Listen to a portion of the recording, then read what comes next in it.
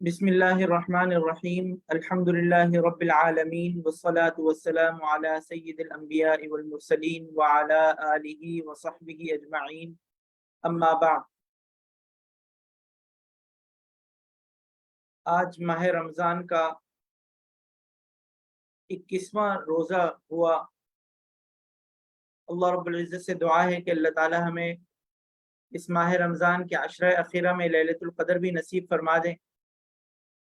और लैलतुल क़द्र में इबादत का अजर अल्लाह ताला हम सबको अता फरमा दें, इबादत की भी हमें तौफीक अता फरमा दें। आज इंशाअल्लाह कुरान करीम की वो सूरतें जो 19वें सिपारे में और 20वें सिपारे में अल्लाह ताला ने नाजिल फरमाई हैं, सूरतुल शुआरा, सूरतुल नमल और सूरतुल क़सस, इंशाअल्लाह इन सूरतों में अल्लाह रब्बुल इज़्ज़त ने जो नसाइह, जो मज़ामीन बयान फरमाए हैं, इनका मुख्तसर खुलासा आप हज़रात की खिदमत में पेश किया जाएगा। कुरान करीम की सूरतुल शुआरा में अल्लाह रब्बुल इज़्ज़त ने बिल्कुल आगाज़ में नबी अकरम सल्लल्लाहु अलैहि वसल्लम को तसल्ली दी, और दर हकीकत ये तसल्ली इस वजह से दी जा रही है कि सरकार दो आलम सल्लल्लाहु अलैहि वसल्लम को मिन जानिबिल्लाह, अल्लाह रब्बुल इज़्ज़त की तरफ से इस बात का यकीन हक़ है कि कुरान करीम की वो आयात जो अल्लाह ताला की तरफ से नाजिल हो रही हैं, ये बरहक़ हैं, अल्लाह ताला ही की तरफ से नाजिल की जा रही हैं, और इन्हीं आयात को मानने और इन अहकामात की पैरवी करने में ही कामयाबी है। और वो मुशरिकीन और मुआनिदीन, मुखालिफीन जो कुरान करीम की इन आयात का इनकार कर रहे हैं, कुफ्र कर रहे हैं, उनका अमल गलत है। नबी अकरम सल्लल्लाहु अलैहि वसल्लम का उनको दावत देना और उनका कुरान करीम की इन आयात को सुनने के बावजूद ईमान न लाना दर हकीकत नबी अकरम सल्लल्लाहु अलैहि वसल्लम को दिल गिरफ्तार कर देता था। चुनांचे कुरान करीम की इन आयात में अल्लाह रब्बुल इज़्ज़त ने नबी अकरम सल्लल्लाहु अलैहि वसल्लम की इस कैफियत को यूँ बयान फरमाया, बिस्मिल्लाहिर्रहमानिर्रहीम, क़ासिम मीम, तिल्का आयातुल किताबिल मुबीन, लअल्लका बाक़िउन नफ़्सका अल्ला यकूनु मुमिनीन। ये उस किताब की आयतें हैं जो हक़ को वाज़े करने वाली हैं। ए पैगंबर सल्लल्लाहु अलैहि वसल्लम, शायद तुम इस गम में अपनी जान हलाक किए जा रहे हो कि ये लोग ईमान क्यों नहीं लाते। और उसके बाद अल्लाह रब्बुल इज़्ज़त फरमा रहे, इन नशअ नुनज़्ज़िल अलैहिम मिनस समाई आयतन फ़ज़ल्लत अनाक़ुहुम लहा ख़ाज़िईन। अगर हम चाहें तो इसमें इन पर आसमान से कोई ऐसी निशानी उतार दें कि उसके आगे उनकी गर्दनें झुक कर रह जाएं। वमा यअतीहिम मिन ज़िक्रिन मिनर रहमानि मुहदसिन इल्ला कानू अन्हु मुअरिज़ीन। मगर इनका हाल तो ये है कि इनके पास खुदा रहमान की तरफ से जो कोई नई नसीहत आती है, ये इससे मुंह मोड़ लेते हैं। कुरान करीम की इन आयात में अल्लाह रब्बुल इज़्ज़त ने नबी अकरम सल्लल्लाहु अलैहि वसल्लम को तसल्ली भी बयान फरमाई, अपने कुदरत कामिला का भी ऐलान फरमाया कि अगर अल्लाह ताला चाहें तो अल्लाह ताला इनके मन पसंद मौजज़ात को नाजिल करने पर मुकम्मल कुदरत रखते हैं। लेकिन इन मुआनिदीन का, मुखालिफीन का अपनी इनाद और कुफ्र की वजह से तरीका ये रहा है कि ये लोग जो भी निशानी अल्लाह रब्बुल इज़्ज़त की तरफ से आती है उसका इनकार कर देते हैं। चुनांचे कुरान करीम की इन आयात में अल्लाह रब्बुल इज़्ज़त ने गुज़िश्ता अंबिया इकराम अलैहिस्सलाम के वाक़यात भी बयान फरमाए कि किस तरीके से उन अंबिया इकराम अलैहिस्सलाम को सख्त से सख्त तकालीफ पहुँचाई गई, और उन तकालीफ के पहुँचाने पर उन अंबिया इकराम अलैहिस्सलाम ने और उन पर ईमान लाने वालों ने सब्र किया। हज़रत मूसा अलैहिस्सलाम का वाक़या तफ़सील के साथ बयान फरमाया गया, और उसमें बड़ी नसीहत भी है कि वो जादूगर जो मुकाबले के लिए आए और मुकाबले के लिए आते वक्त फ़िरऔन से अपने इनामात के बारे में बात कर रहे थे, और ये कह रहे थे कि हमें क्या इनाम मिलेगा, और फ़िरऔन की इज़्ज़त की कसम खाकर उन्होंने कहा कि हम ही गालिब आएंगे, और इस शद्दुमत से उस मुकाबले के लिए वो हाजिर हुए। लेकिन जब अल्लाह रब्बुल इज़्ज़त की तरफ से उनके सामने हक़ वाज़े हुआ तो वो फ़ौरन हज़रत मूसा अलैहिस्सलाम और हज़रत हारून अलैहिस्सलाम पर ईमान ले आए, और फ़िरऔन की तमाम सख्तियों को बर्दाश्त कर कर ईमान के ऊपर डटे रहे और ईमान के ऊपर कायम रहे, और हर उस तकलीफ को जो फ़िरऔन की तरफ से उनके लिए मुकर्रर की जा रही थी, उस तकलीफ को वो बर्दाश्त कर गए। इसी तरीके से इन आयात में अल्लाह रब्बुल इज़्ज़त ने हज़रत इब्राहीम अलैहिस्सलाम के वाक़यात को बयान फरमाया। हज़रत इब्राहीम अलैहिस्सलाम की वहदानियत और तौहीद को बयान फरमाया, क्योंकि नबी अकरम सल्लल्लाहु अलैहि वसल्लम को भी अल्लाह रब्बुल इज़्ज़त ने दीन ابراہیمی پر مبعوث فرمایا، تو نبی اکرم صلی اللہ علیہ وسلم کی شریعت مطہرہ میں بے شمار وہ احکامات جو حضرت ابراہیم علیہ السلام کی شریعت میں موجود تھے وہ باقی بھی رکھے گئے، اور ان کے جزوی احکامات کے اندر تفاصیل بھی نبی اکرم صلی اللہ علیہ وسلم کی شریعت میں نازل ہوئی۔ حضرت ابراہیم علیہ السلام اللہ رب العزت کی توحید کے ساتھ عبادت فرمانے والے تھے، چنانچہ قرآن کریم میں اللہ رب العزت نے فرمایا مختلف مقامات کے اوپر حضرت ابراہیم علیہ السلام مشرکین میں سے نہیں تھے اور یکسوئی کے ساتھ اللہ تعالیٰ کی عبادت فرمانے والے تھے۔ تو ان آیات میں بھی اللہ رب العزت نے جس طریقے سے دیگر مقامات کے اوپر اللہ رب العزت نے ان واقعات کو بیان فرمایا ہے کہ کس طریقے سے حضرت ابراہیم علیہ السلام نے اپنی قوم والوں کو اللہ رب العزت کی وحدانیت کے ساتھ عبادت کے لیے کس طرح ترغیب دی۔ چنانچہ ایک مقام کے اوپر یہ واقعہ موجود ہے کہ انہوں نے چاند، ستارہ اور سورج ان تمام ستاروں اور ستاروں کی طرف اشارہ کر کے اور ان کو مخلوق کے لیے اور انسانوں کے فائدے کے لیے فائدہ پہنچانے کی وجہ سے یہ سورج ہے، یہ بہت بڑا ہے، اور ان تمام کیفیات کو بیان کر کر اس بات کو تمثیلاً بیان کرنے کی کوشش کی کہ کیا ہم ان کو رب مان لیں، لیکن پھر اس کے خود ہی اس کا رد فرماتے ہوئے کہ جو چیز غروب ہو جاتی ہے، جس چیز کو غروب لاحق ہوتی ہے، جس چیز کو غروب کی صفت لاحق ہوتی ہے، وہ چیز معبود بنائے جانے کے لائق نہیں۔ چنانچہ ان تمام دلائل کو بیان فرما کر، مثالوں کو بیان فرما کر اللہ رب العزت کی وحدانیت کے ساتھ عبادت کی تلقین فرمائی حضرت ابراہیم علیہ السلام نے۔ تو قرآن کریم کی ان آیات میں حضرت ابراہیم علیہ السلام نے جو دعائیں فرمائی وہ بڑی قیمتی ہیں، اور ان دعاؤں کو ہمیں یاد رکھنا چاہیے۔ در حقیقت وہ دعائیں ایسی ہیں کہ جو ہم میں سے ہر شخص کو ان دعاؤں کو اپنی دعاؤں کا حصہ بنا لینا چاہیے۔ چنانچہ ابراہیم علیہ السلام نے یہ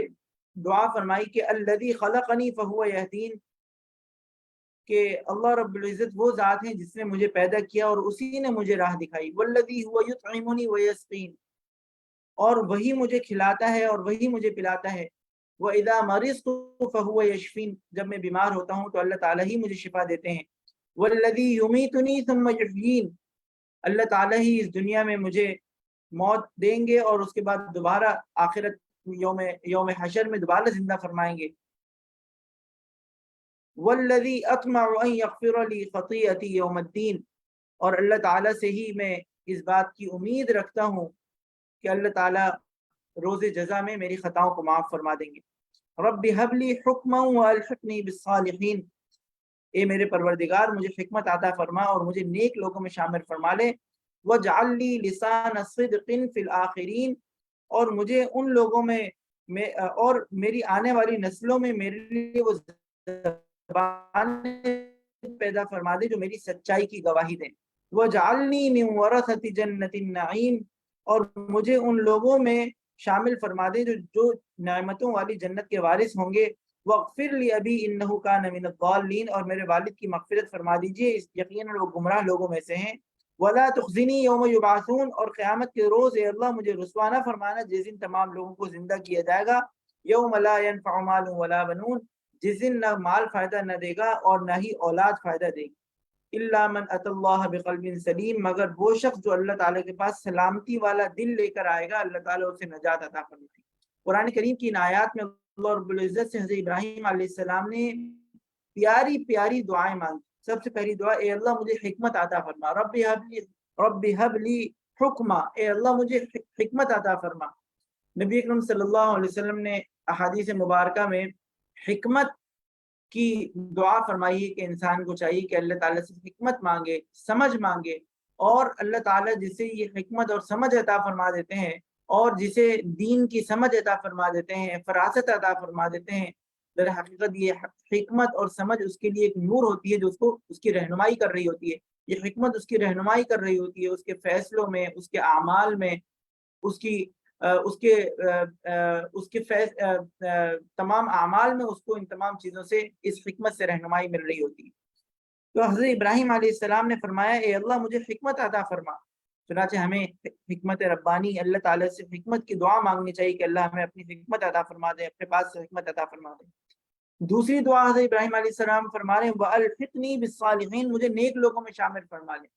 اے اللہ ہمیں نیک لوگوں میں شامل فرما لیں، ان لوگوں میں ہمارا شمار فرما دیجئے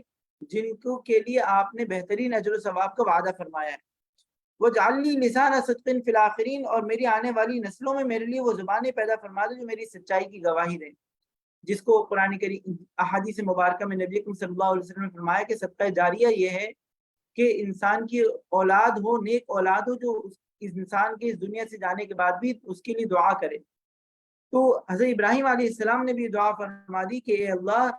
میری نسلوں میں، میری اولاد میں ایک ایسے لوگوں کو پیدا فرما دے لسان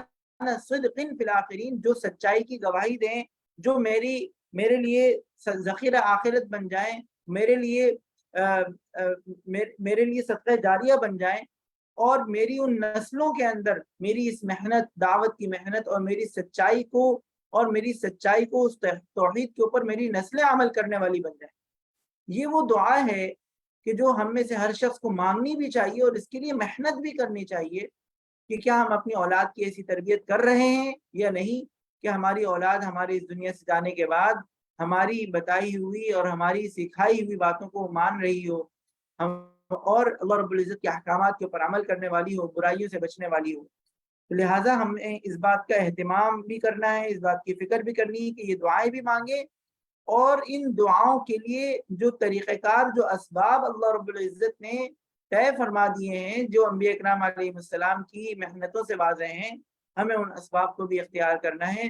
تاکہ ہم آخرت کے اندر اللہ رب العزت کی بارگاہ میں سرخرو ہو سکیں۔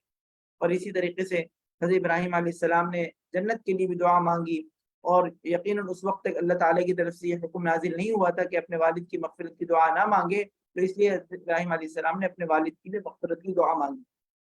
اللہ تعالیٰ ہم سب کو ان دعاؤں کو مانگنے کی توفیق عطا فرما دیں اور یہ دعائیں ہمارے حق میں قبول فرما لیں۔ قرآن کریم کی صورت کے اندر دیگر انبیاء اکرام علیہ السلام کے اختصار کے ساتھ اللہ رب العزت نے قصے بیان فرمائے، اور اس کے بعد اس صورت کے آخر کے اندر اللہ رب العزت نے نبی اکرم صلی اللہ علیہ وسلم کو قرآن کریم کی حقانیت کے بارے میں بیان فرمایا کہ قرآن کریم حضرت جبرائیل علیہ السلام کی طرف سے نازل ہوا ہے اور عربی زبان میں نازل ہوا ہے، اس کی تصدیق اللہ رب العزت نے بیان فرمائی۔ ان مشرکین مکہ کی طرف سے آنے والے یہ اعتراضات کے ان اعتراضات کے جواب دیے گئے، اور اللہ رب العزت نے قرآن کریم کی ان آیات میں ہر ایسے شاعر کی اور ہر ایسے شعراء کی جو اپنی گفتگو کے اندر بدگوئی کرتے ہیں اور ایسے تخیلات کا استعمال کرتے ہیں جو ہدایت پر نہیں ہوتے، گمراہی کی طرف لے جاتے ہیں، ان کی مذمت فرمائی ہے، اور ان تمام اشعار کی توثیق بھی فرمائی ہے، اور اسی طریقے سے ان کو کرنے کی اجازت، ان اشعار کو بیان کرنے کی اجازت بھی دی ہے جس میں کوئی شریعت کے خلاف بات نہ ہو۔ چنانچہ اللہ رب العزت نے فرمایا کہ وَالشُّعَرَاءُ يَتَّبِعُهُمُ الْغَاوُونَ أَلَمْ تَرَ أَنَّهُمْ فِي كُلِّ وَادٍ يَهِيمُونَ وَأَنَّهُمْ يَقُولُونَ مَا لَا يَفْعَلُونَ، کہ یہ شاعر لوگ تو ان کے پیچھے تو بے راہ لوگ چلتے ہیں، کیا تم نے نہیں دیکھا کہ وہ ہر وادی میں بھٹکتے پھرتے ہیں اور ایسی باتیں کہتے ہیں جو کرتے نہیں ہیں۔ پھر فرمایا اِلَّا الَّذِينَ آمَنُوا وَعَمِلُوا الصَّالِحَاتِ، مگر وہ لوگ جو ایمان لائے اور انہوں نے نیک عمل کیے، وَذَكَرُوا اللَّهَ كَثِيرًا، اللہ تعالیٰ کو کثرت سے یاد کیا، وَانتَصَرُوا مِن بَعْدِ مَا ظُلِمُوا، اور اپنے اوپر ظلم ہونے کے بعد اس کا بدلہ لیا، وَسَيَعْلَمُ الَّذِينَ ظَلَمُوا أَيَّ مُنقَلَبٍ يَنقَلِبُونَ، اور ظلم کرنے والوں کو عنقریب پتہ چل جائے گا کہ وہ کس انجام کی طرف پلٹ رہے ہیں۔ چنانچہ نبی اکرم صلی اللہ علیہ وسلم نے حسان رضی اللہ تعالیٰ عنہ کو اس بات کا حکم دیا کہ نبی اکرم صلی اللہ علیہ وسلم کی مذمت کے لیے جو اشعار کہے گئے ہیں ان کے جواب دیں۔ چنانچہ حسان رضی اللہ تعالیٰ عنہ ان تمام اشعار کا جو نبی اکرم صلی اللہ علیہ وسلم کی شان میں گستاخی کے لیے کہے جاتے تھے، ان کی مذمت بیان فرماتے تھے، اور ان اشعار میں ان کی مذمت بیان فرماتے تھے تاکہ ان کی طرف سے آنے والی ظالمانہ اشعار کا جواب دیا جا سکے۔ لہٰذا اس میں یہ نصیحت بھی پتہ چل گئی کہ شعراء کے ان کلام کا ہمیں انتخاب کرنا چاہیے اپنی گفتگو میں، اور اسی طریقے سے ان سے نصیحت حاصل کرنی چاہیے جس کے اندر حکمت ہو، جو حکمت سے بھرپور ہوں، دین کے قریب کرنے والے ہوں، اللہ تعالیٰ کی یاد دلانے والے ہوں، اور ہر ایسے شاعر سے جو حکمت سے خالی ہوں اور اللہ تعالیٰ کی ناراضگی طرف لے جانے والے ہوں، ان سے ہمیں اپنے آپ کو بچانا چاہیے۔ قرآن کریم کی اس صورت کے بعد سورۃ النمل ہے، اس میں حضرت سلیمان علیہ السلام کا واقعہ اللہ رب العزت نے بیان فرمایا ہے کہ چونٹیوں کا ایک واقعہ پیش آیا۔ حضرت سلیمان علیہ السلام کو اللہ رب العزت نے جانوروں کی جو زبان ہے اس کی سمجھ عطا فرما دی تھی، اور حضرت سلیمان علیہ السلام جانوروں کی بولی سمجھ سکتے تھے، جیسے کہ قرآن کریم کی ان آیات کے اندر یہ واقعہ موجود ہے کہ چونٹی نے یہ کہا قالت نملۃ یا ایھا النمل ادخلوا مساکنکم لا یحطمنکم سلیمان وجنودہ وهم لا یشعرون۔ چونٹی نے یہ کہا کہ چونٹیوں اپنے اپنے گھروں میں گھس جاؤ، کہیں ایسا نہ ہو کہ سلیمان اور اس کا لشکر تمہیں پیس ڈالے اور انہیں پتہ بھی نہ چلے۔ اور اس کی بات فتبسم ضاحكا من قولها وقال رب اوزعني ان اشكر نعمتك التي انعمت علي وعلى والدي وان اعمل صالحا ترضاه وادخلني برحمتك في عبادك الصالحين۔ حضرت سلیمان علیہ السلام اس چونٹی کی بات سن کر مسکرا دیے اور ہنسے اور کہنے لگے کہ میرے پروردگار مجھے اس بات کا پابند بنا دیجیے کہ میں ان نعمتوں کا شکر ادا کروں جو آپ نے مجھے اور میرے والدین کو عطا فرمائی ہیں۔ تو یہ واقعات اللہ رب العزت نے بیان فرمائے۔ ملکہ سبا کا واقعہ جو حضرت سلیمان علیہ السلام کی سلطنت کے اندر موجود تھی اور اس نے ایک جگہ کے اوپر اپنی حکومت قائم کر لی تھی، اس کا واقعہ اللہ رب العزت نے بیان فرمایا کہ حضرت سلیمان علیہ السلام کی دعوت کے اوپر وہ وہاں آئی اور اس نے اسلام قبول کر لیا اور تابع دار بن کے رہی۔ اللہ رب العزت نے قرآن کریم کی ان آیات کے اندر اپنی نعمتوں کو بھی بیان فرمایا، اور اس دنیا کے اندر جو باغات کی نعمتیں ہیں، چاند سورج ستاروں کی اور کہکشائیں جو اللہ رب العزت نے پیدا فرمائی ہیں، ان تمام میں غور و فکر کر کے اللہ رب العزت نے اپنی ذات کی پہچان کرائی، معرفت کرائی، اس کو بیان فرمایا۔ اس کے بعد سورۃ القصص ہے۔ سورۃ القصص میں اللہ رب العزت نے حضرت موسیٰ علیہ السلام کے واقعے کو تفصیل کے ساتھ بیان فرمایا، قارون کے واقعے کو تفصیل کے ساتھ بیان فرمایا اور اس سے عبرت حاصل کرنے کی تلقین فرمائی۔ اور وہ لوگ جو اس کو حسرت سے دیکھ رہے تھے، قارون کے خزانے کو اور اس کے مال کو حسرت سے دیکھ رہے تھے، اللہ رب العزت نے اس کو عبرت کا نشان بنا دیا، اور یہ اس کا یہ مال کسی کام نہیں آیا، نہ اس دنیا میں اس کے کام آیا اور نہ آخرت میں اس کے کسی کام آئے گا۔ اللہ رب العزت نے قرآن کریم کی آیات میں یہ واقعات بیان فرمائے، اور ان واقعات میں بڑی عبرت ہے اور نصیحت ہے کہ انسان اس دنیا کے وہ مال، وہ نعمتیں جو اس دنیا کے اندر بہت سارے لوگوں کے لیے مدد کا بہت سارے لوگوں کے لیے تعاون کا سبب ہیں، خیر کا سبب ہیں، لیکن یہ ساری چیزیں اس وقت تک خیر کا سبب ہیں اور اللہ تعالیٰ کی رحمت ہیں جب تک کہ یہ ساری نعمتیں اللہ تعالیٰ کی فرما برداری میں استعمال ہوں۔ خدا نہ خواستہ اگر یہ نعمتیں اللہ تعالیٰ کی نافرمانی میں ہوں تو یہ نعمتیں انسان کے لیے امتحان ہیں، آزمائش ہیں اور اللہ تعالیٰ کو ناراض کرنے والی ہیں۔ قرآن کریم کی انہی آیات میں اللہ رب العزت نے یہ بات بھی بیان فرمائی کہ ہدایت دینے والے اللہ تعالیٰ ہیں۔ نبی اکرم صلی اللہ علیہ وسلم جن لوگوں کے ایمان لانے کو پسند فرماتے ہیں، ان لوگوں کو ہدایت اسی وقت مل سکتی ہے جب تک کہ اللہ تعالیٰ کی طرف سے ان کی ہدایت کا فیصلہ نہ آ جائے۔ چنانچہ فرمائیں انک لا تہدی من احببت ولکن اللہ یہدی من یشاء، آپ جسے چاہیں گے ان کو ہدایت نہیں مل سکتی، ہدایت ان کو ملے گی جن کو اللہ تعالیٰ چاہیں گے۔ چنانچہ نبی اکرم صلی اللہ علیہ وسلم کا جو کام ہے وہ یہ ہے کہ وہ اپنی بات کو، اللہ تعالیٰ کی بات کو دوسروں تک پہنچا دیں، پہنچانے کی ذمہ داری ادا فرما دیں، اور اس کے بعد جس شخص کے دل میں حق کی طلب ہوگی اللہ رب العزت اس کے سینے کو ہدایت کے لیے کھول دیں گے اور ہدایت کی نعمت اس کو عطا فرما دیں گے۔ اللہ تعالیٰ سے دعا ہے کہ اللہ تعالیٰ ہمارے سینوں کو ہدایت کے لیے کھول دیں اور ہمیں ہدایت اور صراط مستقیم کی ہدایت اللہ تعالیٰ ہمیں عطا فرما دیں، اور ماہ رمضان کی خوب اللہ تعالیٰ ہمیں قدر کرنے کی توفیق عطا فرمائے۔ وآخر دعوانا ان الحمد للہ رب العالمین۔ السلام علیکم ورحمۃ اللہ وبرکاتہ۔